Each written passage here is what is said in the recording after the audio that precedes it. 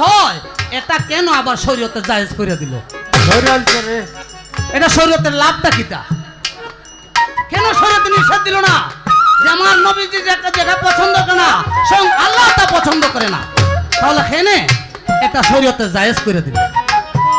যদি শরীয়তে জায়েজ না করতো তাহলে মানুষ দরকার হইলে উপবাস করলো না, কিন্তু শরীয়তের বাইরে গিয়া কেউ ভিক্ষা করলো না।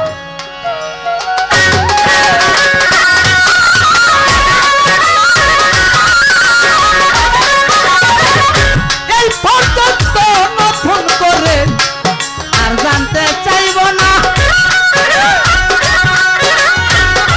বেশি বলা ভদ্র শ্রোতা ভালো তো বাসে না গো, বারণ রাখলাম বারণ রাখ।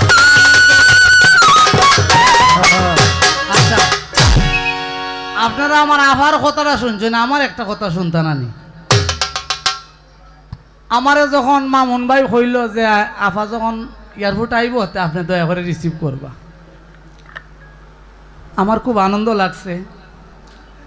সবচেয়ে বেশি আমার যেটা আমি চেয়ে দন্য এবং গর্ববোধ করি যখন শুনছি যে ওনার আম্মা আসতেছে, মা জননী আসবেন, তোকে মায়ের আশীর্বাদটুকু আমার নেওয়ার একটা সৌভাগ্য হবে প্রথমেই।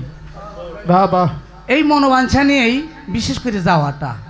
আর সেই সুবাদে বললাম যে আপা, যেহেতু এখান থেকে 8 কিলোমিটার সিলেট শহর, আর আমার বাসাটা 4 কিলোমিটার পড়ছে, ফাটানটোলা 4 কিলোমিটার পড়ছে এয়ারপোর্ট, তাহলে মধ্যে আপনি যদি দয়া করে আমার গরিবের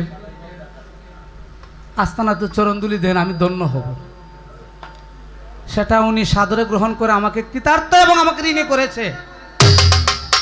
তো সবচেয়ে বড় কথা হলো যে এই যে ভালোবাসাটা আপনার কাছ থেকে পেয়েছি, আমি থাকবো না, আপনিও থাকবেন না, কিন্তু আজ এই শিক্ষাটা আপনার যে 3টা আল্লাহর রহমত, 3টা মেয়ে আমার বাসায় গেছে, এই কয়েকটা মিনিটে বোঝা গেছে আমার ছেলে মেয়েদের সঙ্গে তারা কোন জন্মের জানি আপন ভাই বোনের মতন তারা এত সুন্দর করে মিলামিশা করছে।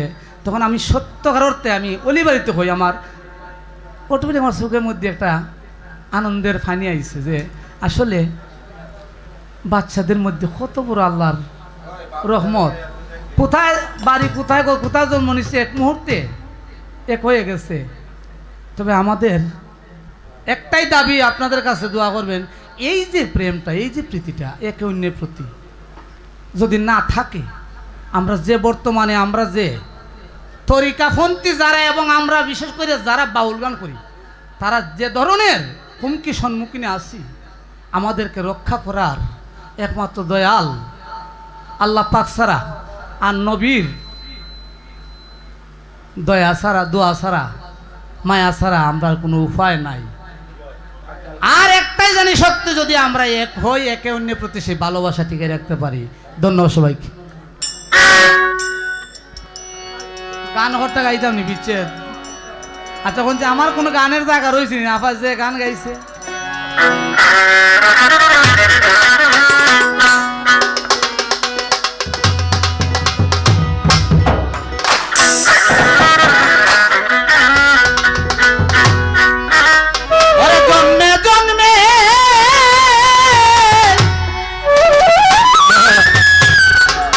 আমার এই গানটা গাওয়া একটা প্রতিবাদও, এটা আবার বুঝবা।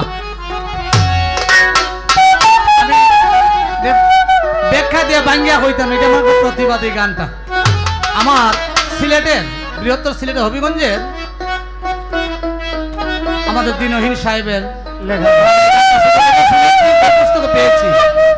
তবে এই গানটা আপনারা পাগল বাচ্চু ঢাকার অনেক শিল্পী, ঢাকার অনেক শিল্পী অনেকের নামে গায়। তবে এই জিনিসটা যদি সঠিক তথ্য এবং তদন্ত করে যদি আপনারা যদি সঠিক সিদ্ধান্তে যান, আপনারা তো মাইনে নিতে রাজি।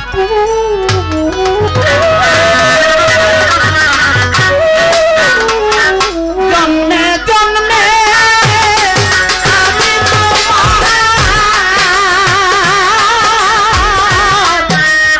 বিনামূল্যের কিনারে বন্ধু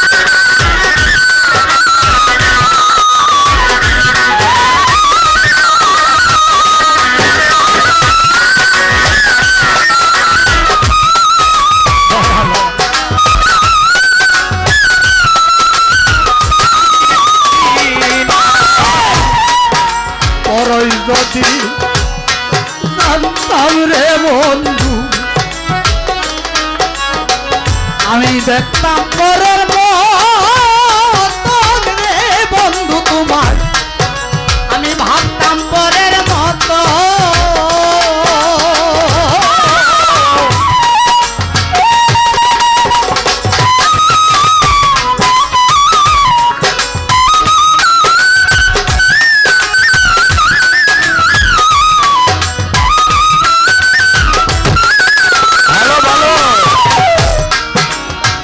যদি জানতাম রে দয়াল, আমি দেখতাম পরের মতো।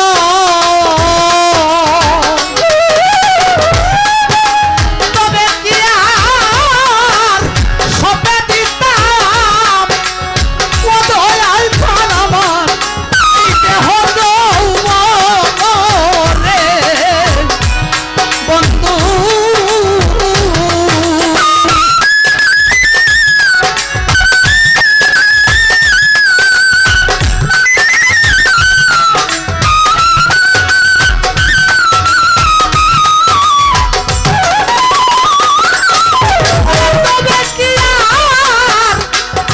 আমি সবে দিতাম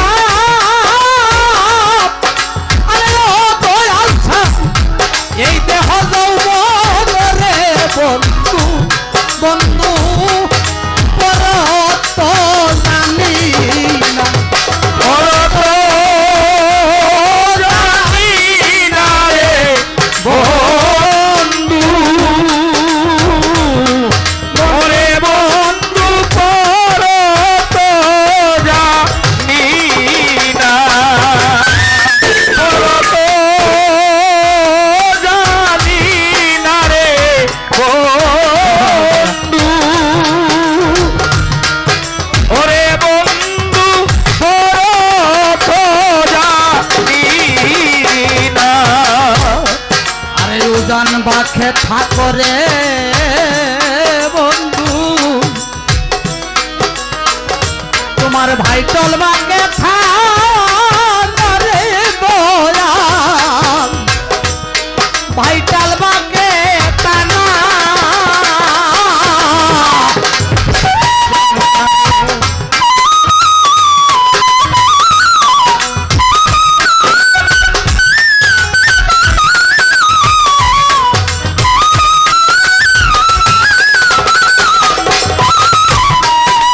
উজান বাখে ঠাকরে বন্ধু, ভাইটাল বাকে কানা। আমি ও ভাগি রে দেখা দিতে আরে ও দয়াল ছাড় কে কইরাছে মানা রে বন্ধু।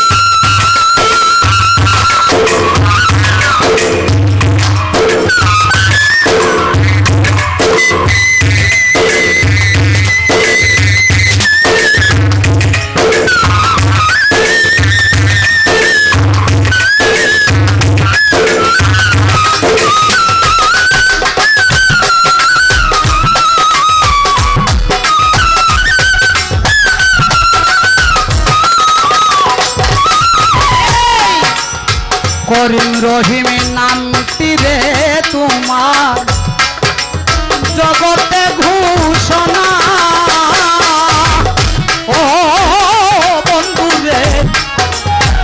করিম রহিম নামটি রে তোমার জগতে ঘোষণা আরে থাকলা তো আশা দিয়া ও তুমি নৈরাশা কইর না রে বন্ধু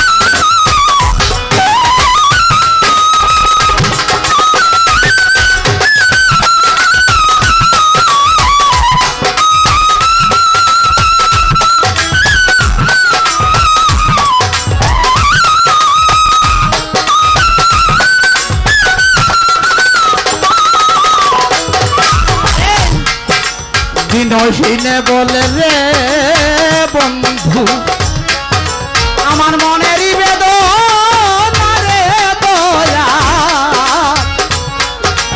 আমার মনেরই বেদনা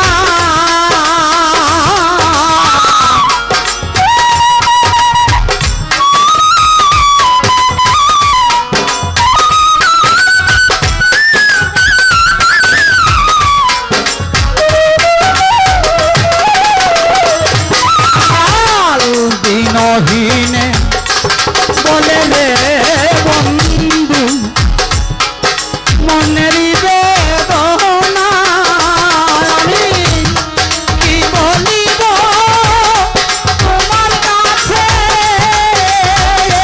বন্ধু তুমি কি জানো না রে বন্ধু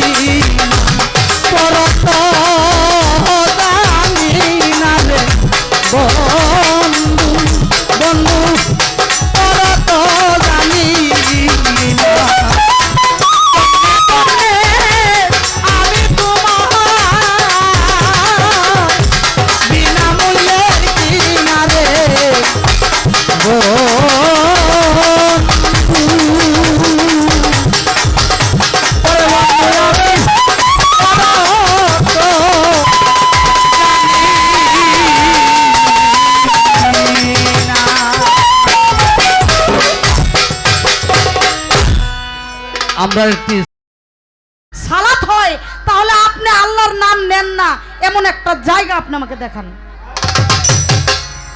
তাহলে আল্লাহকে স্মরণ করার নাম হলো সালাত, আর সালাত যে কোনো জায়গায় হয়, তাই না? আর সালাত যে কায়েম করে, সালাত এমন একটি জিনিস, সালাত যার মধ্যে প্রতিষ্ঠিত হয় ওই মানুষের দ্বারাই কোনোদিন খারাপ কাজ করা সম্ভব। তাহলে বোঝা যায় ভালো কাজের নামই হলো সালাত। কি বাজান?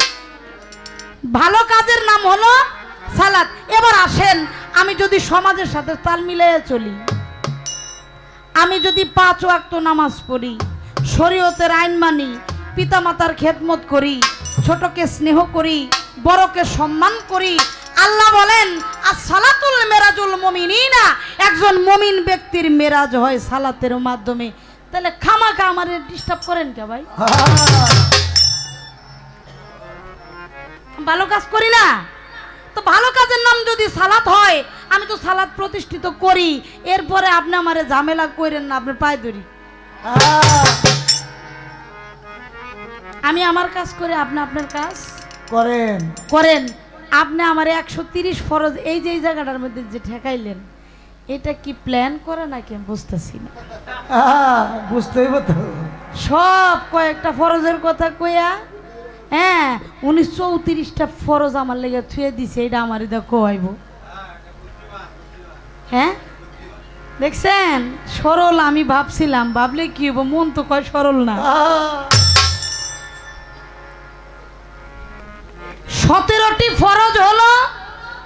আমরা মুসলমান বাজান, আপনারা আমার বেয়াদবি মাফ করবেন, যারা বিয়ে শাদী করছেন, বোর সাথে সংসার করেন, যারা বোর সাথে মেলামেশা করেন, এখানেও 17 ফরজ। আরো 17 ফরজের কথা আমার কইতে হইব যারা নবীরা করে এসেছেন। এখন এই গানটা আমার করতে হইলে বাবা রজ্জব আলী দেওয়ান সাহেবের একটি গান আমার আপনাকে শোনাইতে হবে। একটু বাড়ান স্কেলটা।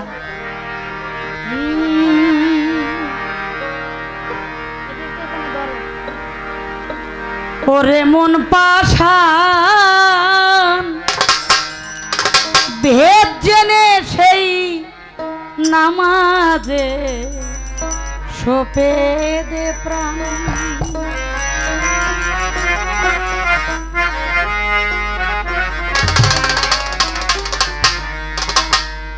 অনিয়মে ভজনী বৃথা, অনিয়মে ভজন বৃথা। একজন সাপুড়ে, তার সাপ ধরার কৌশল আর আমার আপনার সাপ ধরার কৌশল কি এক? আমি যদি ধরতে যাই কি খাবো? সবল দিব, সবল খাবে। আর একজন সাপুড়ে যখন সাপ ধরতে যাবে, তার নিয়ম হলো আগে মন্ত্র পাঠ করা।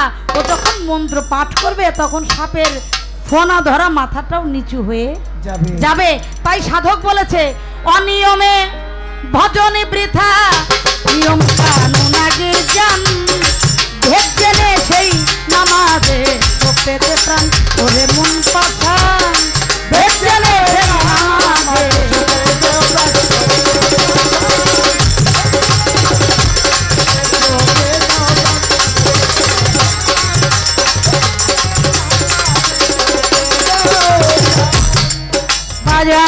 নিয়ম ছাড়া কার্য হয় না, সর্ব কাজে আছে জানা।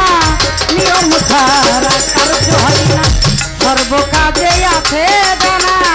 নবীজির আইন পাঞ্জে গানা, বুঝে না মূর্খ বেঈমান। ভেদ জেনে সেই নামাজে ভেদ দেখান করে মন পাঠান। ভেদ জেনে সেই নামাজে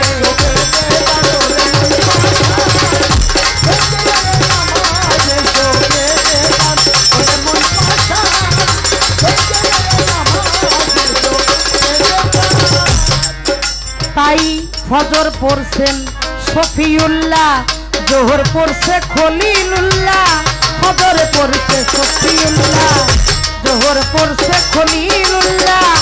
আসর পড়ছেন ইউনুস নবী, মাগরিব হয় ইশার কালাম। জেনে সেই নামাজে চোখে দে প্রাণ করে মন পাঠান। ভেদ জেনে সেই নামাজে চোখে দে প্রাণ।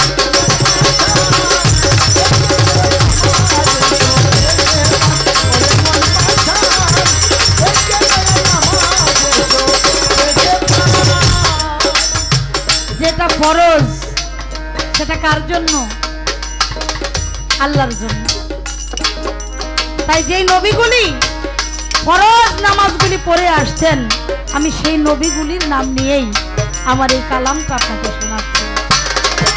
তাই এসা পড়ছেন মুসা নবী, তাই তো পাঞ্জে গানা ভাবি।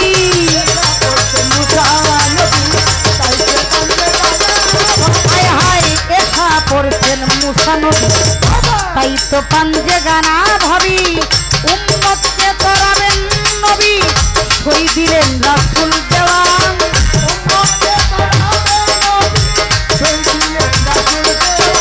এই উম্মতকে তরাইবেন নবী, ছই দিলেন রাসূল দেওয়ান। জেনে সেই নামাজে চোখ পেতে প্রাণরে মন পাঠান ভেদ জেনে সেই নামাজে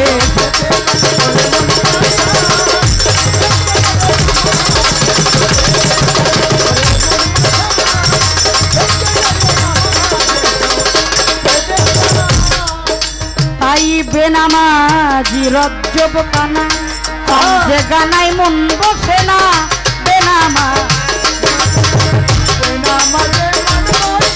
তাই বেনামাজি রজ্জব কানা যে গানাই মন বসে না মুখে তার মধুর বর্ণনা অন্তরে ইবলিশ শয়তান মুখে তার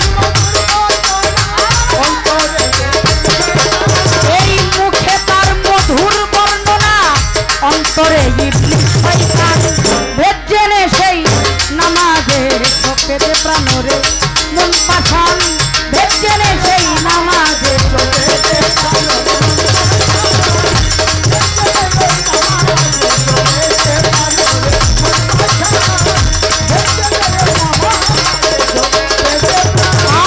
অনিয়মে ভজন বৃথা নিয়ম কানুন আগে যান অনিয়মে ভজন বৃথা নিয়ম কানুন আগে যান ভেদ সেই নামাজে চোখে প্রাণরে মন পাঠান ভেদ সেই নামাজে চোখে প্রাণরে মন পাঠান ভেদ সেই নামাজে চোখে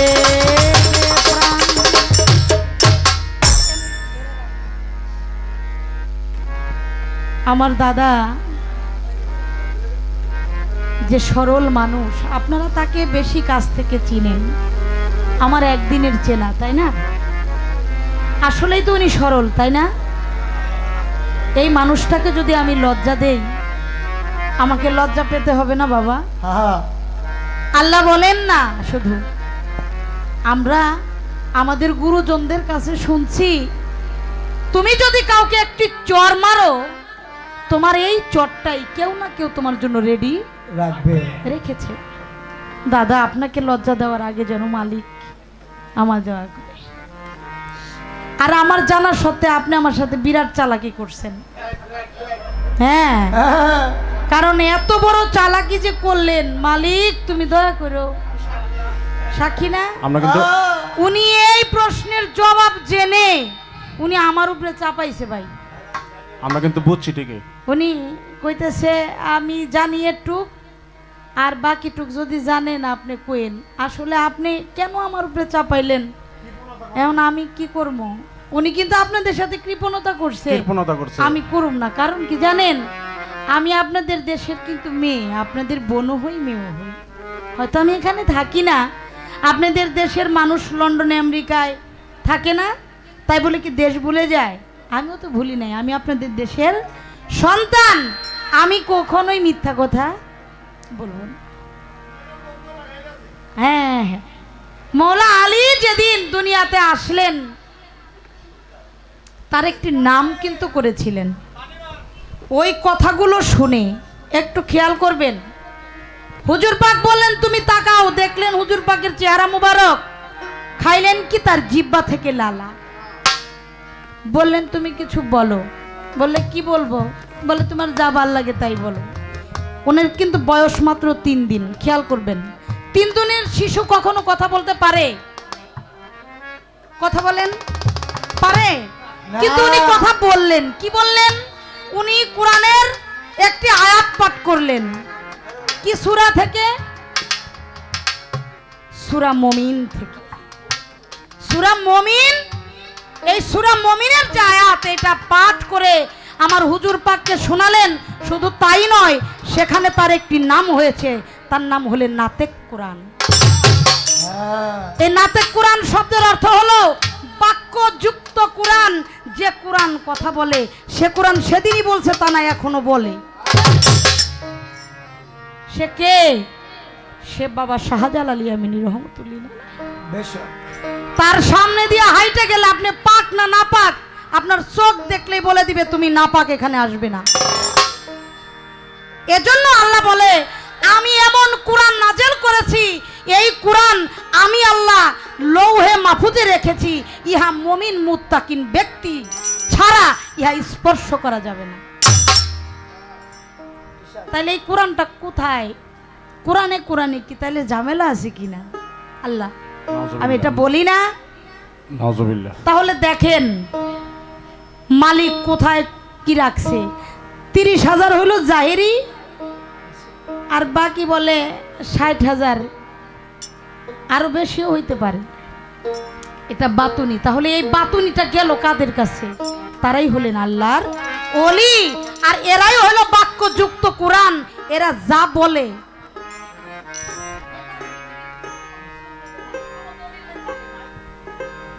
এটা একটু নামাই কইলাম, কারণ দুনিয়াটা অনেক কঠিন হয়ে দাঁড়াইছে। আমি আমার জায়গাটা শেষ করলাম, আমি ক্লিয়ার হয়ে গেলাম। আপনি এই কথাটা আমার দিয়ে বলাইলেন, বলে কি আপনি খুব জিতলেন? আপনার মারিফতটা জিতাইলেন, জিতেই থাকেন, সমস্যা নেই। কিপটামি করছেন, কিপটামি। ইস, আপনি যাই না আমাকে দিয়ে বলাইলেন, কারণ এইটাই ভাবছেন ঢাকা থেকে যেন আসছে আবার যাইবো, আনছি প্লেনে, যাইবো প্লেনে, বেশি তো গাড়ি ঘোড়ার মধ্যে চড়াই নেই, তাহলে একটু খাটাই দেই এখান থেকে। উসুল করে আল্লাহ দিন। দয়া করো, আমার দাদারে দয়া করো। উসুল করে দিন। একটি গান আমি আমার মন থেকে করি না, তারপরে আপনাদের জন্য একটি বিচ্ছেদ গান হ্যাঁ করবো। সাত।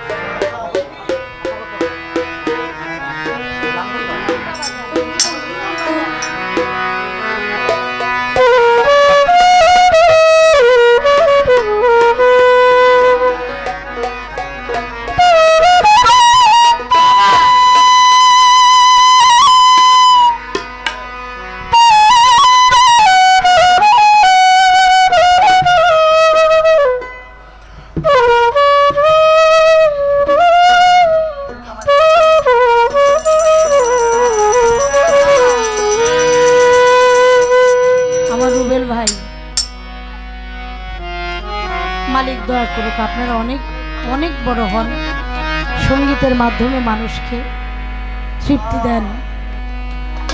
কারণ সঙ্গীত দিয়ে যা পাওয়া যায়, পৃথিবীর কোনো ইবাদতে এত কিছু পাওয়া যায়। বাবা মনমোহন সাধু বলেছেন, যে নেশা লেগেছে আমার, ওই নেশা যেন না ছুটে।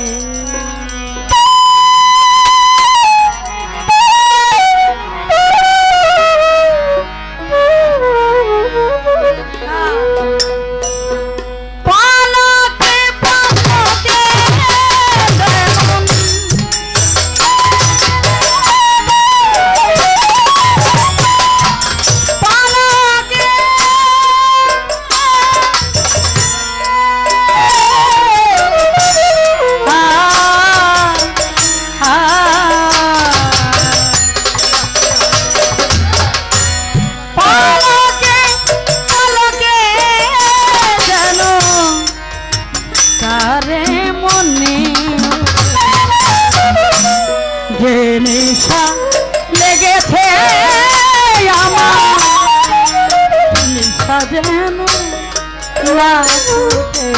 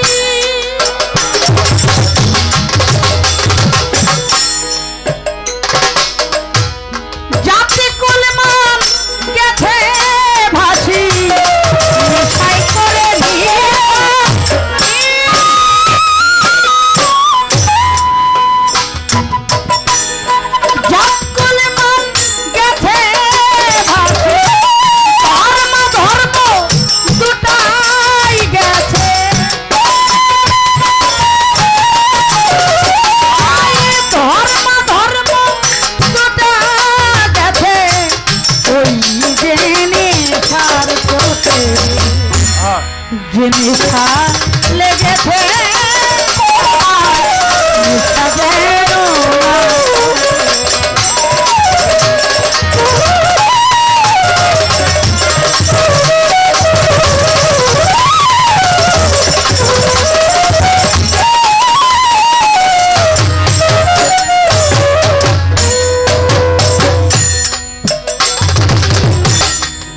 যে নেশা লেগেছে চোখে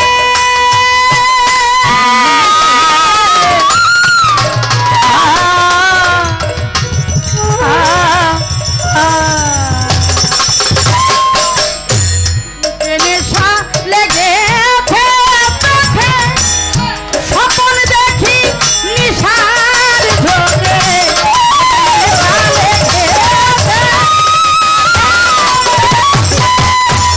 স্বপ্ন দেখি নেশার ঝোঁকে মায়ের কোলে শিশু যেমন